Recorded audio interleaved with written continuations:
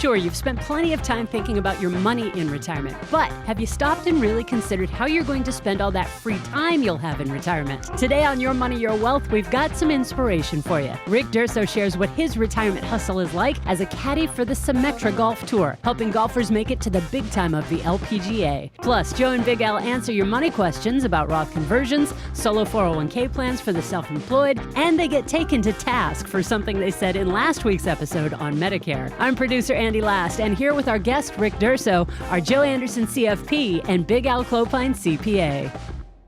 Alan, it's that time of the show. It's time for an exciting guest. Yeah, we're doing something a little bit different the past couple of weeks, Right. where we get individuals that approached or in retirement, and then they get into like something completely different than what they did as a career. Yeah, change of pace, and so it's kind of fun to talk to folks and how they've kind of created purpose in their life after their working life. Yeah, we had Gid Pool on. Right. That's now a stand-up comedian. That's right. We have Rick Durso on the line. Yes. And he's got similar background as our I'm buddy reading, Gid Pool. Reading his bio. It sounds like me. Right. Accounting, finance, taxes. Super. Well, hopefully he's not super boring. Are you implying I'm pretty boring? I've been accused of that, though. So Rick now is spending a couple of days out of his retirement. He's caddying for a golf tour. Right. It's a tour, a little bit step behind of the LPGA. Yeah, kind of the minor league, I guess. It's like the web.com tour, I would Yeah. imagine, of the men's. Right, but this is women's. Yes. And so, Rick... Symetra tour. Yes, it's the Symetra tour. Yes. Rick, welcome to the show. Thank you very much. I'm glad to be here.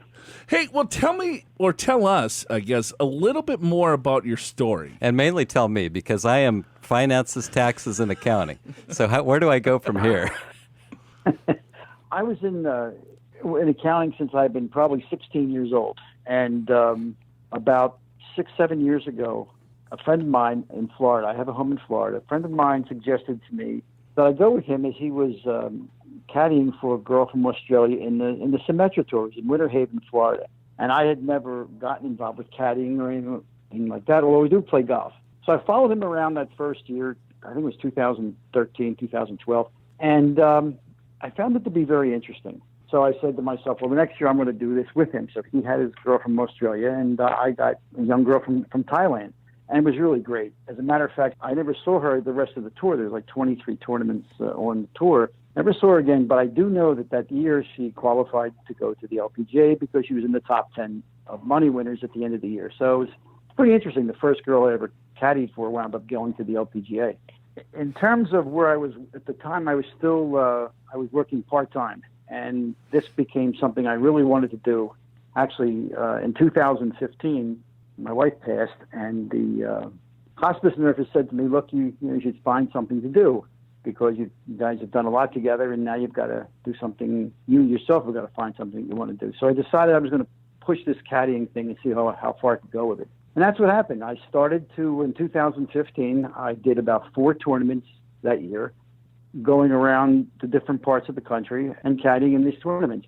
And I've stayed doing that for the last few years. Now I have, I would call her a regular girl, who last year approached me and said, look, you've been doing a couple tournaments with me. We get along very well. Why don't you stay with me and for as many tournaments as you want to do? So I'm now going to do, in 2019, I'm going to do probably 7 this year and go around the country doing it. But essentially that's how I got started in doing this, and doing this wonderful thing, which really takes about, maybe 4 or 5 days a tournament. And I do about, like I said, 7 or 8 tournaments a year.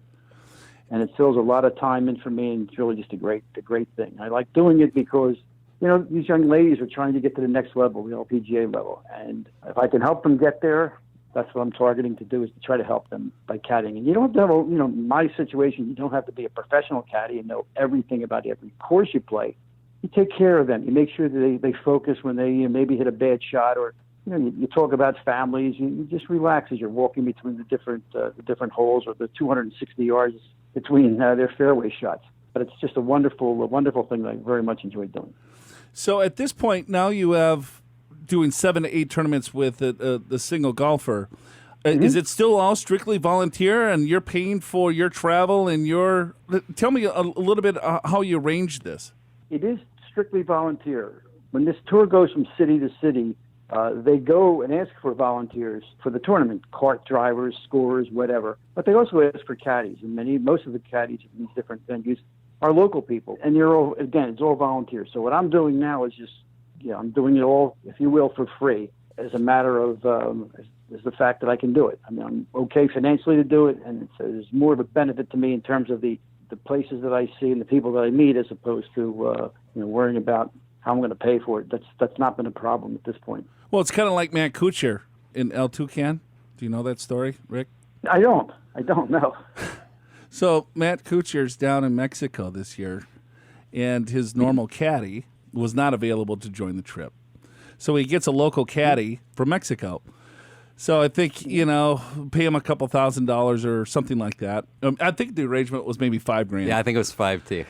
And so Okay. Kuchar wins the tournament, wins like $1.6 million. And usually as a caddy, as a professional caddy, you might get, 10%, 20%.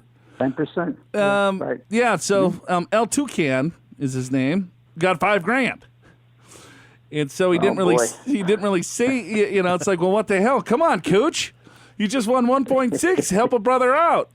And he kind of made a stink out of it. And I think Kuchar finally paid him $50,000. But so I guess you're making you could work with Cooch and probably he might give you a couple thousand. He might give you a couple of bucks. Maybe, right? Right. And I think what you have to understand is these girls are all trying to make it to the next level, and their purses are nowhere near what the LPGA gets. I mean, the largest purse on this tour this year is $300,000. I mean, I don't think there's an LPGA tournament that's less than $1 million. And I know they don't have, they're paying for everything themselves, whether they drive to these different tournaments or they fly. They don't get housing when they go to these different tournaments, and they've got to pay for a hotel room and all their meals and things of that nature. So they don't always have a lot of money.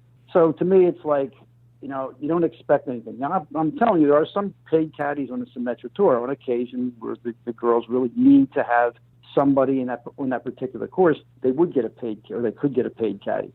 But for the vast majority of the caddies that I've met on these different places, they're strictly volunteer, and I don't even expect to get any money off them. But I would imagine now that you have purpose, you're outdoors, you're maybe around the sport that you love. I'm telling you, Rick. I mean, this sounds like something I might potentially, do in the next maybe. Hard to say when. Yeah. Could be a long time or it could be short. Yeah, it could be. I don't know. Next week. Well, you really have to like it. I mean, I'll be honest with you. I have friends of mine that I play golf with, and they tell me they would never do this. They could never do it. I mean, I'm lucky because I'm physically okay to do it. I can walk the course 6,000, 6,500, 7,000 yards, 90-degree carrying that bag. It doesn't bother me. I can do it. Let's talk about that just for a second, because some of those bags can be pretty heavy. Especially right? Joe's. Yeah. They do have the large bag. Yeah, right. But don't be confused by what you see on television. Yeah, those bags on TV are gigantic.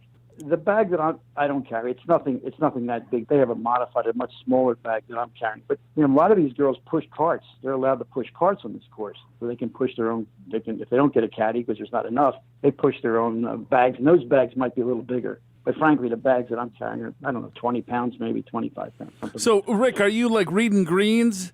Singing them songs, keeping them calm, or are you telling them what shots to hit? Do a little buttercut around the tree, maybe a little tight draw, push draw. What are you doing here?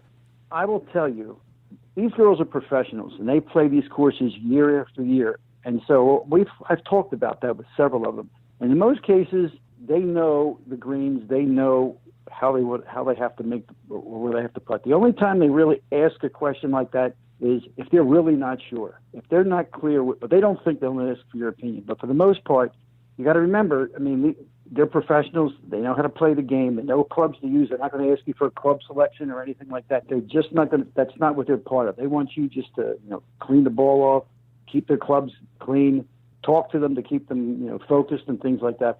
But outside of that's basically what you're trying to do. How often do you change out their balls? They only change them. She only changes hers like twice. Twice around? Around.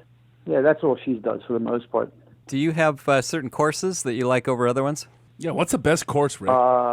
They play some nice courses. We were down in Opelika, Alabama, to Robert Trent Jones Trail, and that I'm telling you, those courses were beautiful, great. Very nice. Daytona Beach is nice too. I mean, like I said, I get all around the country, so I see a lot of different courses, and some of them are really great. But they're the two that stand out for me. You know what? For junior golfers in Alabama on the Robert Trent Jones Trail, they get to play that for free. That's why, I mean, there's a lot of really good golfers coming out of Alabama. Sure, yeah. And you're a wealth of information on golf. Yeah, what else do you guys want to know? Yeah. Rick, hey, we love your story, and we really appreciate your time today. Who's the best golfer you saw playing? So you've been doing this, for a few years. So the first one you did, she made it to the LPGA. Any other people that you've seen, or what's the best golf swing that you've experienced or saw? That's a hard one to tell because all of these women can hit 250, 270 off the tee. I mean, that's not a problem for them. Not all of them can hit that far. And their swings, most of their swings are pretty consistent. I mean, watching them play, frankly, their swing is very short and compact, not like the men's tour where they're, jacking the ball and swinging really hard. Their swing is very compact and smooth. I don't know that I've seen them. I mean, they're all pretty consistent to me. I was watching the Women's U.S. Open, and then they also had the Colonial. I was more in favor to watch the women's because, they're not just bombing it off the tee and then, wedge in, where they're actually have to shape shots. They have to, position in different areas. And, I mean, if they miss it just a little bit, those balls were rolling like crazy off the green. So, it's incredible. I mean, I'm really excited for the LPGA and in women's golf. Augusta did their thing this year in bringing all those juniors in. I watched the NCAAs, with the women's golfers there. I mean, there's some incredible talent. So it's cool to talk to you, Rick, that you're out there with these young ladies trying to make the dream. So, congratulations to you to doing your part, helping out, but also, probably living a pretty cool life. I really am. I'm really I'm thankful for what I can do. And you're right, I do very much enjoy it. That's Rick Durso. He's the caddy. I love talking. Can we just do this all day? Right. For help figuring out your perfect retirement hustle, check the podcast show notes at yourmoneyyourwealth.com and download our retirement lifestyles guide for free. And if you've got an interesting retirement hustle of your own that you want to share with Joe and Big Al and the Your Money, Your Wealth listeners, just email me, producer Andy Last, at andi.last@purefinancial.com. That's andy.last@purefinancial.com. In the coming weeks, Liz Ann Saunders from Schwab returns to YMYW to share her market insights at the halfway point of 2019. Oliver Rennick, host of TD Ameritrade Network's Morning Trade Live and Market on Close, will talk about the effects of the media on the markets. And economist Dr. Chris Thornburg returns to YMYW at long last with his Southern California real estate forecast. Share this podcast and subscribe for free at yourmoneyyourwealth.com. If you've got money questions, scroll down yourmoneyyourwealth.com and click Ask Joe and Al on air, and the fellows will answer your questions right here on YMYW. All right, Carol from Tacoma, Washington. Great. Have you That was been Carol. there? Been to Tacoma? What did I say? I'm sorry, Carol. I'm sorry, Carol from Tacoma, Washington. No, I've never been to Tacoma, Washington. Yeah, it's nice. I used to drive through there. I used to have a client in Olympia, Washington. I'd fly to SeaTac Airport and drive down to Olympia. I've had Olympia beer. Okay. Is that from Olympia? I don't think that counts. I don't think so, but it's close. Olympia's come to you. Yeah. Right. Have you ever had Olympia beer? No. It's very tasty. And I've never been to Washington either. So. Oh, really? Okay. Can I do a Roth conversion in 2020 and apply to 2019? I want to make sure I don't jump up into the next tax bracket. Carol, wonderful question. We get this often, and unfortunately the answer is no. Yeah, it's a great question. And then, of course, there's a lot of confusion because you can do a Roth contribution, which is right now $6,000 per person per year if you have earned income, and $7,000 if you're 50 and older. That can be done all the way until April 15th of the following year. But a Roth conversion is where you take money out of your IRA, you convert it to a Roth IRA, and you have to pay taxes on the conversion. But that has to be done in the tax year that you want it to apply to. So December 31st is your cutoff date. And unfortunately, the new tax law that was passed, a couple Decembers ago, is made a recharacterization prohibited. Correct. So whatever you convert, it stays. Yeah. Prior to that law, Because Carol's what she's curious about, or what her concerns are, it sounds like, is like, well, I want to wait till next year till I do my taxes, so I don't convert too much of my IRA into a Roth IRA, because you have to pay taxes on whatever that you convert. Correct. And so she's worried about jumping up into the higher tax bracket. So it's like, all right, well, how much do I convert? I don't know. My income's all over the place. Let me do my taxes so I know, hey, if I want to go to the top of the 12% bracket, 22 or whatever, I know exactly what to convert. But I don't know that answer until I file my tax return. In April. Right, in April. This, what the hell are we doing here? It makes it tougher. So I have two comments, Carol. One is, since you cannot do a recharacterization anymore, in December, you have to come up with your best estimate and convert that amount to fill up your tax bracket. Second comment is, if you overshoot a little bit, like let's say you're $1,000 over, it's only that extra $1,000 that's taxed at the higher rate, not your entire income. And a lot of people get that mixed up. It's only the extra that's over in that next bracket gets taxed at that higher rate. So it's not everything. Carol, a couple of other cool techniques that you could potentially do, depending on how kind of savvy you want to be here, is that and we don't know anything about Carol. We just know that she's from a very nice place called Tacoma, Washington. Yes. And it's very close to Olympia, where they have really good beer.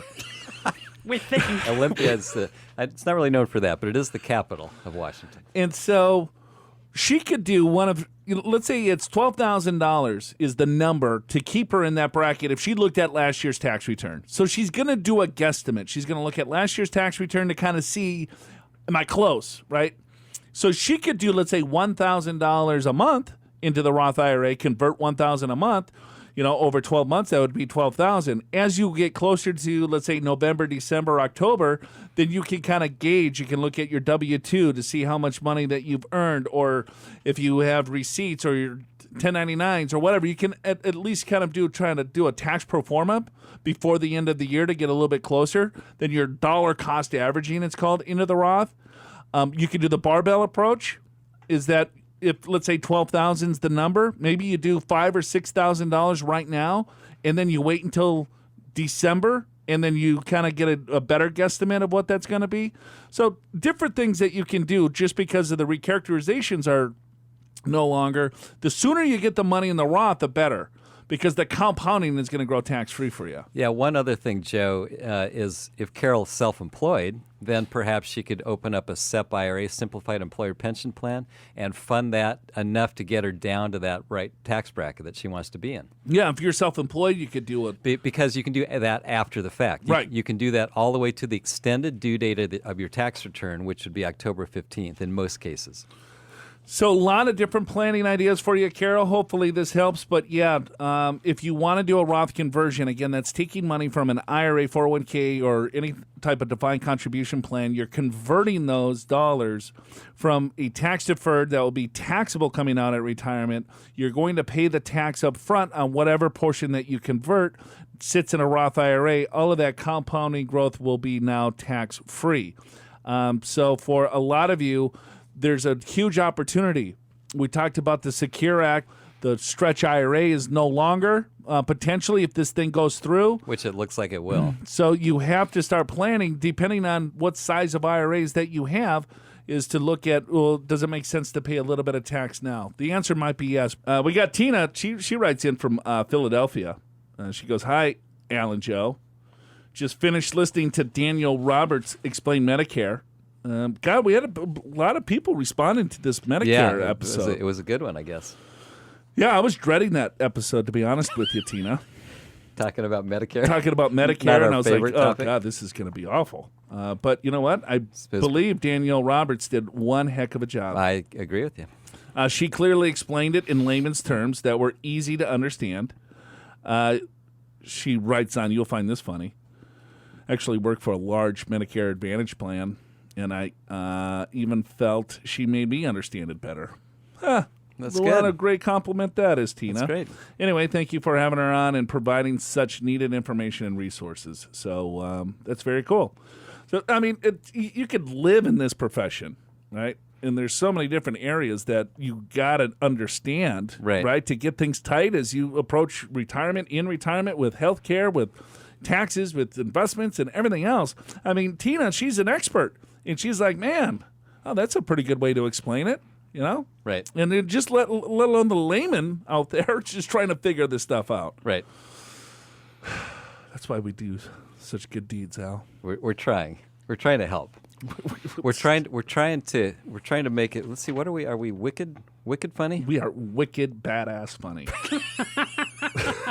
We try to be wicked funny, so you'll actually listen. I think it's a wicked sense of humor or something. Wicked sense of humor. Oh, you're right. Wicked sense of humor. Yeah.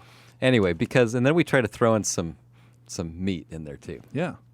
It's good meat. It's really good meat.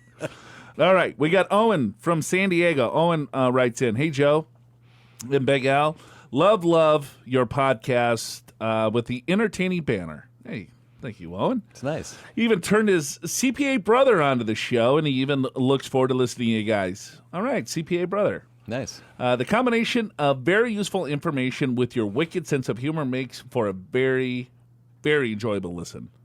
Just wanted to mention that your recent podcast on Medicare, I think Joe said that in general, everyone, even if employed, should sign up for Medicare Part A because there is no cost. I think in other discussions you have had on Medicare, it was made clear that once on Medicare, one can no longer contribute to an HSA. So if someone is still working and wants to continue to contribute to an HSA, that person probably should delay Medicare. This delay, as long as the health plan is a qualified plan, will not result in any penalty once the person signs up after losing that health coverage. And also should note that COBRA is not a qualifying health plan. A friend of mine learned that the hard way and is now paying a permanent penalty for that mistake. Thank you for the great information and entertainment. Yeah, the reason we didn't say that is because it would have taken half Look the how show. long it took. Oh, and you're absolutely right, though. But isn't, and I don't, because we just wing this, right? I believe that HSA qualifications or no longer qualification isn't Medicare, that you sign up for Medicare. I believe it's age 65. You would be wrong Okay. because I looked it up. Oh, you did? Yeah. Oh, you already He did some prep. I did some pre-work. okay. Just because that's what actually I would have said the same thing, but it turns out it's if you sign up for Part A or B or C or D, then you cannot do an HSA plan. So if you actually want to, if you have a qualifying plan, right? So you have to have that in the first place. Right. And if you're 65 years of age, then you wouldn't sign up for Part A because then you could continue to fund it. So we've probably blown a lot of people up. Yeah. So They had their HSA and they were like, oh, they listen to the podcast. They go up and because I said. well, you said it. I know. not me. I know. I just give really bad I'm advice. just nodding because that's what I thought. Because I heard that from Joe Anderson. Right. So all these people are online to the Medicare office. He just blew them up. signing up, and then they're trying to contribute to their HSA, and guess what? They're like, no, you stupid person. Of course, the source was the internet that I found. That's a pretty good source. But I got about 5 different sources, and they all said the same thing. Yeah, I didn't look it up. I know it's Medicare. Like, if you're on Medicare, I know for sure that you can't contribute to an HSA. But Yes. I thought it was age 65. 65. Yeah, well, so did I because of what I heard from Your Money, Your Wealth. Yes. All right. Anyway, so Owen, you're right. Thanks for that clarification. Yeah, I appreciate that, Owen. And thanks for sending the love to your CPA brother. Yeah, that's really nice. Yeah. And then the CPA brother's going to be like, these guys are a bunch of idiots. Yeah, he's already thought that. I mean, right? Because the first thing, he probably called his brother Owen and goes, hey, these guys are jackasses. He They listens don't even know just the to HSA say, rules. they don't know what they're talking Yeah, about. right. It's like they're just waiting for us to blow up. So if you don't like the show, tell people. Yeah, whatever. Yeah, it doesn't matter. All right, we got Ollie from San Diego. This was via Facebook private message. I just want to say thank you to you guys for the show you do on Sunday mornings on TV.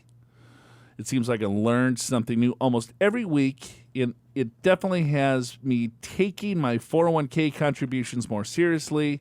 And last year was the first year I hit the limit of my contributions, and I plan on doing so every year between now and retirement 15 years from now. do we, no question? There's no No, question. just a He's just comment. telling you how much he loves your Yeah. TV show, So Joe. just you're supposed to say thank you, Ollie. Ollie, thank you very much. We're this is just like a shameless plug. I'm just Well, like you're- reading a review. You know, when but- people give us reviews Right. on But if you didn't know it was that, yeah, it's I okay. didn't even know. There's zero prep to the show. Except for Andy. So Ollie, appreciate it. Yeah, way to that's- go, that- that's- bud. That's very nice. Very nice. Yeah, if we can encourage you to save a little bit more money, max that thing out in 15, 20 years, he's going to be golden. You can be like Ollie and follow us on Facebook or on Twitter or LinkedIn or YouTube. All the social links are in the podcast show notes at yourmoneyyourwealth.com. And realize when you share YMYW, it actually helps us spread that financial wisdom and motivation to even more people who need it. So hit that share button that's on every podcast page at yourmoneyyourwealth.com and share an episode via email or on Facebook or on Twitter or wherever you get social. And if you want, you can also tag us and post your money questions or comments, or you can scroll down yourmoneyyourwealth.com and click Ask Joe and Al on air, and they'll answer you here on YMYW. Here's our final question of the day before we get to the total nonsense. Now we have Rich from H-Town, Yes. Houston, Texas. Houston, Texas, right? Oh, ex-girlfriend lived in Houston, Texas. Yeah, I remember that. I wasn't going to bring it up in case Well, it was a sensitive she topic. now lives in Dallas, Texas. Ah, Yes. Okay. So she moved from okay. H-Town. Okay. Rich, hey, Joe and Al. First off, thank you for the educational and entertainment you provide through your podcast and TV show. Boom. Thanks, Rich. My wife and I are in our mid to late 30s and have 2 children who go to daycare. We live in Texas. I have some questions relating to minimizing our taxes now. Okay, so this is kind of, he's kind of taking advantage of us here, Al. Yeah, it's got a couple questions, and one has 2 parts. But it's okay. It's not like the one that has 100 parts. Yeah, I finally emailed that guy back. I was like, Bubba, dude, this thing Yeah, we this took can't- me like an hour just to read through. Okay, Rich's first question is Backdoor Roth IRA conversions. My wife and I have been doing this for the last 2 years. Earlier this year, we both changed our well-paying jobs with 401ks with good benefits. I still have a 401k and some benefits with my new employer, but my wife does not because she started her own startup. It's quite likely that she will not be making any money this year. Do you see any issue with doing this backdoor Roth conversion for her in 2019?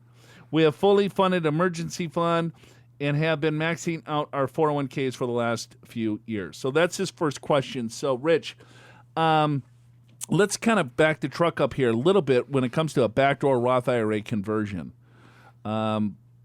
Conversions, there is no income limitation. So if you have money in a retirement account, you can convert those into a Roth, and it doesn't matter how much money that you make.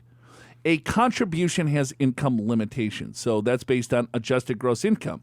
And roughly, he's married. If you make more than $200,000, you are no longer eligible to make a direct Roth IRA contribution. The contribution limits are $6,000. If you're over 50, it's $7,000. So what Rich and his wife have been doing is that they've been making IRA contributions. Because he's under 70, that was the only stipulation there. But because he made so much money, there was no deduction. It was an after-tax contribution. And then they converted that after-tax contribution in the IRA to a Roth IRA.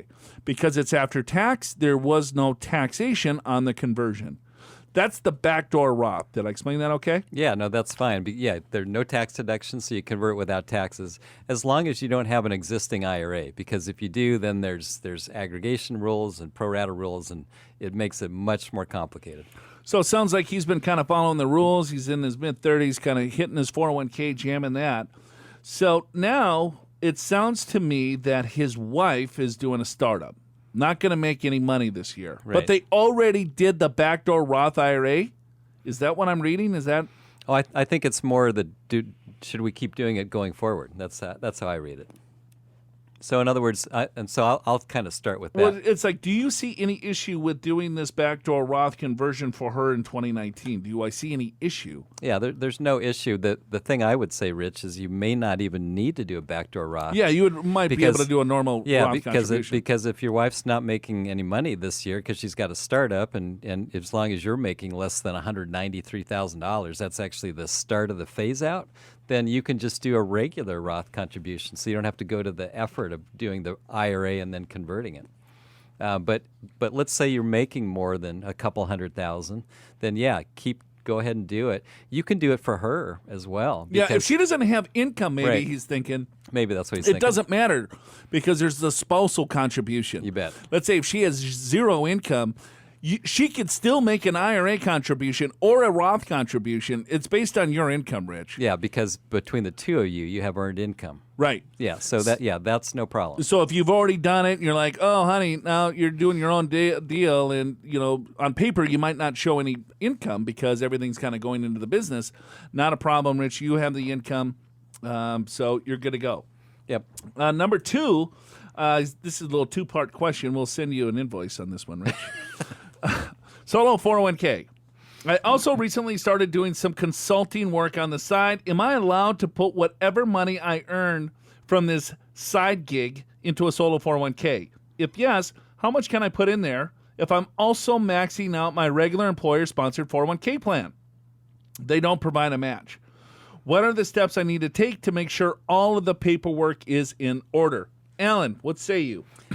In terms of 401ks, you can only do that once. And so you could have 5 different 401ks with 5 different employers, but you're limited to $19,000 aggregate in all of them. And if you, for some reason, fully max out one and then put more money in another 401k, then it's a prohibited transaction. It's going to be refunded back to you. And if you took a tax deduction, probably refunded back to you in the next year, you'll have to pay tax on that. So the answer is you can't do any. However, there's another plan There's another plan. You can do a SEP IRA, Simplified Employer Pension Plan, which is up to, if it's a side gig and you're self-employed, sole proprietorship, it's 20% of your profits, 20% of your bottom line income. You make $100,000, 20% of that is $20,000 that you could put into a SEP IRA. And there's no aggregation with any 401k, so you can go ahead and do that. So fully fund your 401k plan at your employer, set up a SEP IRA for the side hustle, and jam away at that. Finally, my wife is co-founder of her company with one other person. I like how he says co-founder. Yeah. It's like she's Bill Gates or something.